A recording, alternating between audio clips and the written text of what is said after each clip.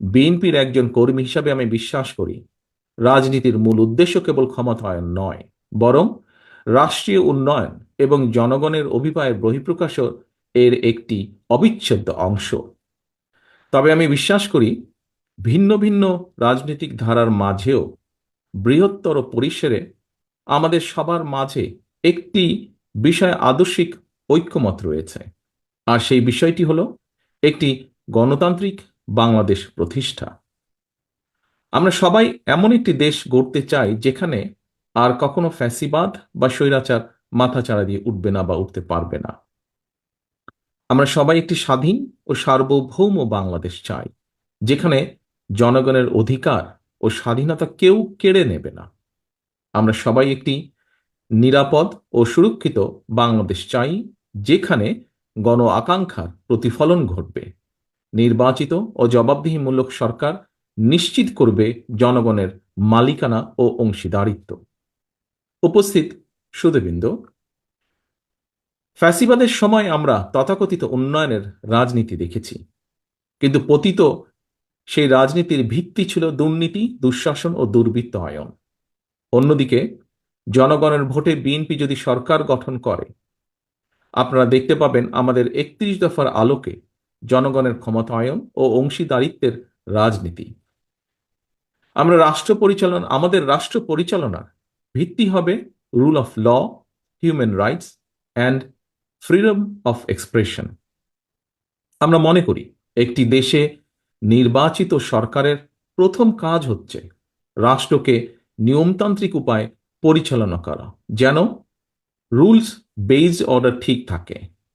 রাষ্ট্রে যদি rule of ল থাকে, অ্যাকাউন্টেবিলিটি অ্যান্ড গুড গভর্নেন্স থাকে, তাহলে ন্যাচারালি সেখানে সাস্টেনেবল এবং ইনক্লুসিভ ডেভেলপমেন্ট হবে।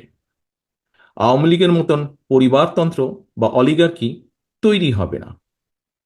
ডিভিশন এবং ডিসক্রিমিনেশন থাকবে না। সমাজের প্রতিটি স্তরে পলিটিসাইজেশন বা ইনস্টিটিউশনাল কলাপস ঘটবে না।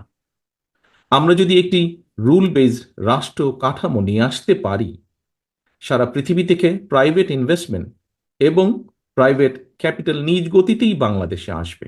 আমাদের পাবলিক সেক্টরের সাথে কাঁধে কাঁধ মিলিয়ে কাজ করবে, যা দেশের উন্নয়ন ও উৎপাদনে ভূমিকা রাখবে। প্রিয় উপস্থিতিবৃন্দ, আমরা নিশ্চিত করতে চাই, সর্বোচ্চ চেষ্টা থাকবে আমাদের, আগামীর বাংলাদেশে আর কোনো ব্যক্তি, এমনকি প্রধানমন্ত্রীও স্বৈরাচারী হয়ে ক্ষমতার অপব্যবহার যেন করতে না পারে বা পারবে না।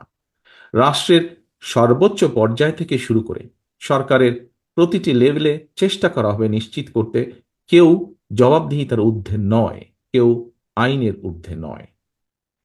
বিএনপি রাষ্ট্র পরিচালনার দায়িত্ব পেলে আমরা দলমত নির্বিশেষে প্রতিটি নাগরিকের মত প্রকাশের স্বাধীনতা নিশ্চিত করতে চাই। ঠিক যেভাবে আজ থেকে 2 দশক আগে বিএনপি সরকারের সময় বাংলাদেশে মিডিয়া নির্ভয়ে সরকারের সমালোচনা করতে পারত, কার্টুন আঁকতে পারত। আপনাদের অনেকেরই নিশ্চয়ই মনে আছে তৎকালীন প্রধানমন্ত্রী বেগম খালেদা জিয়া এবং আমাকে নিয়ে মিডিয়ার একাংশ ভিত্তিহীন সংবাদ পরিবেশন করেছিল, media trial and propaganda campaign করেছিল। কিন্তু আমরা তার প্রতিদানে কোনো মিডিয়ার কণ্ঠরোধ করিনি, কিংবা কাউকে হেনস্থা করার চেষ্টাও করিনি। আমরা চেষ্টা করিনি কোনো সম্পাদককে জেলে পাঠানোর।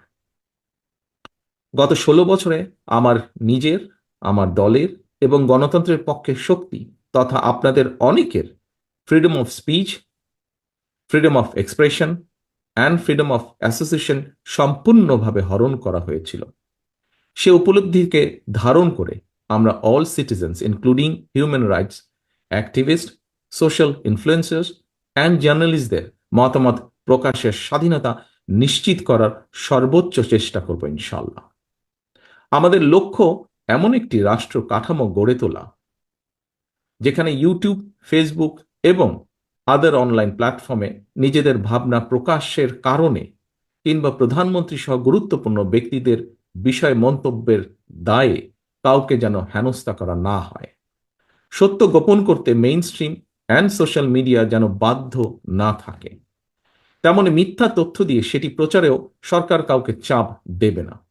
তবে প্রিয় উপস্থিতবৃন্দ, দেশ গঠনের দায়িত্ব সবার এবং আমরা মিডিয়ার নিউট্রাল এবং অবজেক্টিভ রোল প্রত্যাশা করি।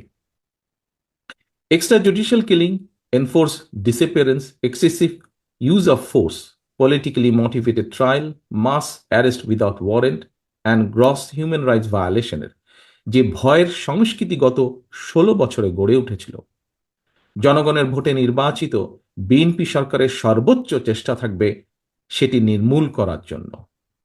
ইউনিভার্সাল ডিক্লারেশন অফ হিউম্যান রাইটসের অনুসারে আমরা নিশ্চিত করার চেষ্টা করব প্রতিটি নাগরিকের মানবিক ও মৌলিক স্বাধীনতা। উপস্থিত সম্মানিত সুধীবৃন্দ, ক্ষমতার পরিবর্তন মানে কেবল একটি দল থেকে অন্য দলের কাছে রাষ্ট্রের ক্ষমতা হস্তান্তর নয়, বরং ক্ষমতার পালাবদলে এমন একটি রাজনৈতিক সংস্কৃতির সূচনা হওয়া উচিত যেখানে সমাজের পরিবর্তিত অবস্থা ও জনগণের আকাঙ্ক্ষার প্রতিফলন থাকবে বা দেখা যাবে। ফ্যাসিবাদের পতনের পর গত ৩ মাসে বিএনপির জাতীয় নেতৃবৃন্দ এমন অনেক উদ্যোগ গ্রহণ করেছেন যাতে রাজনীতিতে আধুনিকায়নের উন্মেষ ঘটে। সেই সব উদ্যোগকে তারুণ্যের উদ্দীপনায় দেশ জুড়ে প্রতিপালন করেছে বিএনপির তৃণমূল।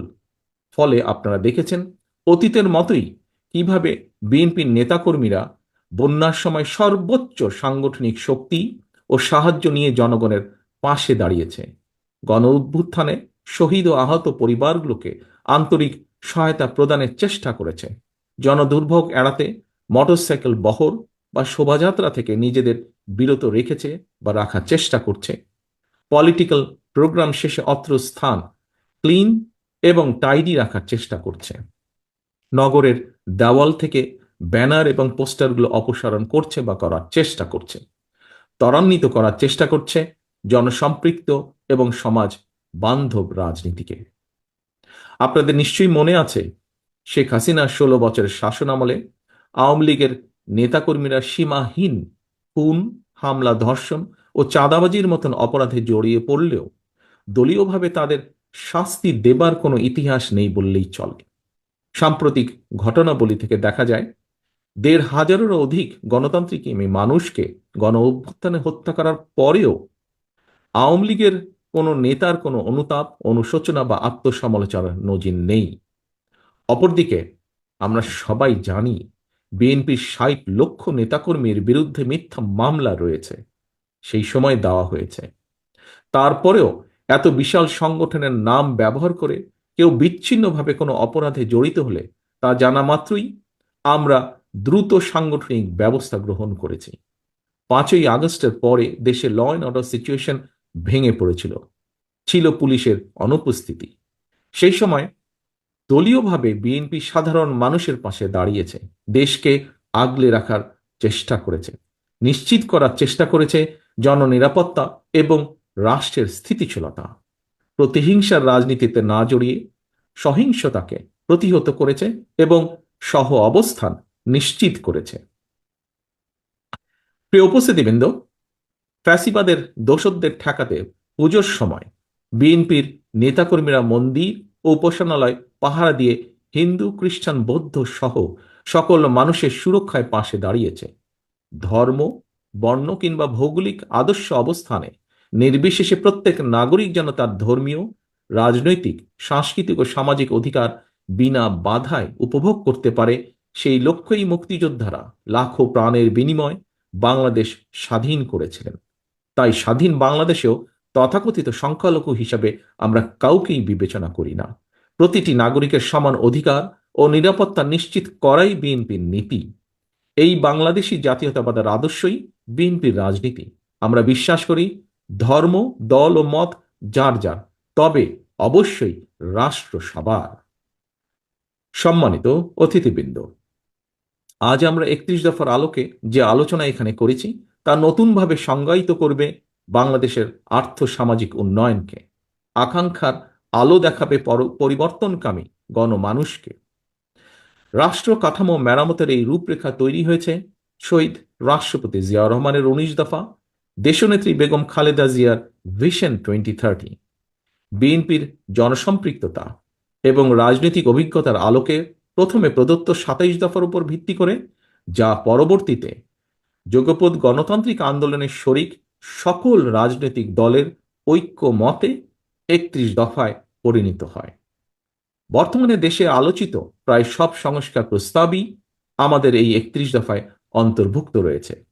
তবে আমি সংস্কারের উদ্দেশ্যে বলতে সেটিই বুঝি যে সংস্কারের মাধ্যমে সংবিধানের কয়েকটি বাক্যের পরিবর্তন নয় শুধুমাত্র, বরং মানুষের ভাগ্যের পরিবর্তন হবে। অর্থাৎ একজন মানুষের রোজগারের ব্যবস্থা হবে, তার ও তার পরিবারের আর্থ সামাজিক নিরাপত্তা ও সঞ্চয় নিশ্চিত হবে। আমি সংস্কার বলতে সেটিই বুঝি যা কর্মসংস্থানের মাধ্যমে প্রতিটি নারী ও পুরুষের বেকারত্বের সমস্যার সমাধান করবে। যে সংস্কার নারীদের সম্মান, স্বাধীনতা ও ক্ষমতায়ন নিশ্চিত করবে। যে সংস্কার সকল মানুষের জীবনের সুরক্ষা নিশ্চিত করবে। যে সংস্কার দেশের সন্তানদের আধুনিক শিক্ষা ও নৈতিক মূল্যবোধ গঠন করবে। যে সংস্কার মানুষকে কাঙ্ক্ষিত স্বাস্থ্য সেবা দেবে। যে সংস্কার বাজারে নিত্য প্রয়োজনীয় দ্রব্যের দাম স্থিতিশীল রাখবে।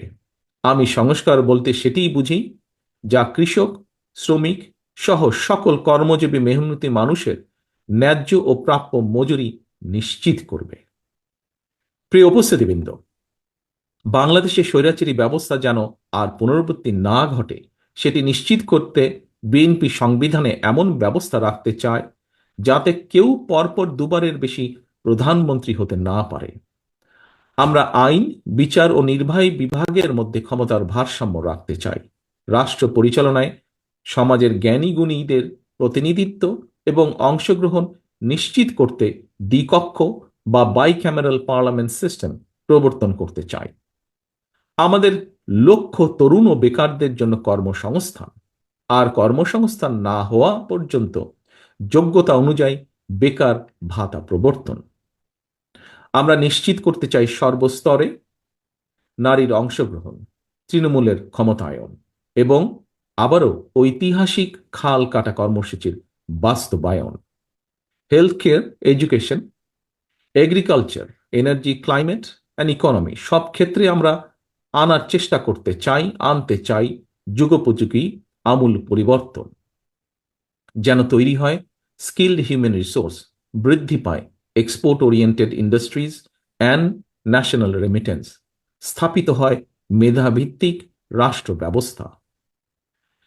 Decentralisation of power, universal health coverage, fair prices for farmers and producers, need-based education and multilingual training, multi-modal communication system, housing facilities and social benefits for all. এই পরিবর্তনগুলো ধর্ম, বর্ণ, গোত্র, গোষ্ঠীর সমতল পাহাড়ি নির্বিশেষে সুষম ও সম অধিকারে আধুনিক বাংলাদেশ নির্মাণে একটি ঐক্যমতের ভিশন বলে আমরা মনে করি। পরিবেশ পরিস্থিতি, দেশের প্রয়োজন এবং মানুষের চাহিদার সাথে মানিয়ে নিতে ৩১ দফাকে সংযোজন, বিয়োজন, পুনর্বাসন বা পরিবর্তিত অবশ্যই করা যেতে পারে। তবে তা হবে stakeholder consultation and public কনসেনসাসের মাধ্যমে। সময়ের সাথে এই ৩১ দফাই একদিন আমাদের দীর্ঘমেয়াদী লক্ষ্য তথা সুখী ও স্বনির্ভর বাংলাদেশ অর্জনের দ্বার উন্মোচন করবে বলে ব্যক্তিগতভাবে আমি বিশ্বাস করি, যা বিশ্ব মানচিত্রে পরিচিত হবে কৃষিতে স্বয়ংসম্পূর্ণ, শিল্পায়নে সাফল্যমণ্ডিত, অর্থনীতিতে গতিশীল, মানব সম্পদ সমৃদ্ধ এবং সামাজিকভাবে ঐক্যবদ্ধ একটি প্রগতিশীল রাষ্ট্র হিসাবে। সম্মানিত অতিথিবৃন্দ, বিএনপির একজন কর্মী হিসাবে আমি বিশ্বাস করি রাজনীতির মূল উদ্দেশ্য কেবল ক্ষমতায়ন নয়, বরং রাষ্ট্রীয় উন্নয়ন এবং জনগণের অভিপ্রায়ের বহিঃপ্রকাশ এর একটি অবিচ্ছেদ্য অংশ। আজকে আমরা যারা এখানে সমবেত হয়েছি, দেশে বিদেশে আমরা যারা বাংলাদেশের উন্নয়ন নিয়ে সবসময় ভাবি, আমাদের গড়ে তুলতে হবে একটি inclusive, liberal and Democratic Bangladesh. আমাদের সবাইকে এক হয়ে এগিয়ে যেতে হবে বহু দূরে। এই অগ্রযাত্রার গতি হবে ফাস্ট বাট স্টেডি, লক্ষ্য হতে হবে সুনির্দিষ্ট। জাতীয় ঐতিহ্য ও অতীতের ভালো অর্জনগুলোকে ধারণ করে আমাদের চেতনা এবং দায়বদ্ধতাকে হতে হবে ভবিষ্যৎমুখী। গণতান্ত্রিক ধারার রাষ্ট্র পরিচালনায় আবদ্ধ থাকলে চলবে না। শুধু আমাদের উৎসাহ দিতে হবে আধুনিকতাকে, বরণ করে নিতে হবে অভিনবত্বকে, সামনের দিকে দৃষ্টিপাত করে আলিঙ্গন করে নিতে হবে সমাজের বিভিন্ন শ্রেণী পেশা মানুষের চিন্তাধারাকে, যা পরবর্তীতে পরিবর্তন করবে রাজনৈতিক সংস্কৃতিকেও।